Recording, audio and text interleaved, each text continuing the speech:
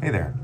Welcome to our most recent edition of the Rules of the Road video blog series. And the purpose of this series is to educate folks on what the rules of the road are in Washington so that when you find yourself out there and confronted with that situation, you know what to do and you don't have to guess. Today's an interesting one. Today is what do you do if your traffic control device, a traffic light, is not functioning? The Washington Driver Guide says, if a traffic signal is not working, come to a complete stop. Then yield to traffic as if it were a four-way stop.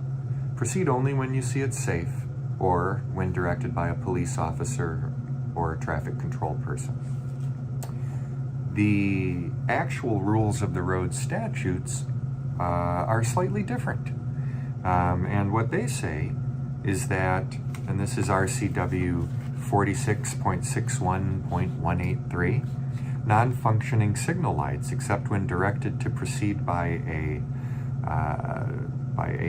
flag or a police officer, the driver of a vehicle approaching an intersection controlled by a traffic control signal that is temporarily without power, or not showing the green, red, and yellow indication, shall consider the intersection to be an all-way stop. After stopping, the driver shall yield the right-of-way in accordance with RCW 4661.1.80. That says, when two vehicles approach an intersection from different highways at approximately the same time, the driver of the vehicle on the left shall yield the right-of-way to the vehicle on the right. And that's interesting because that is the same rule that we would have for an intersection that didn't have a traffic control device, no stop sign, no yield.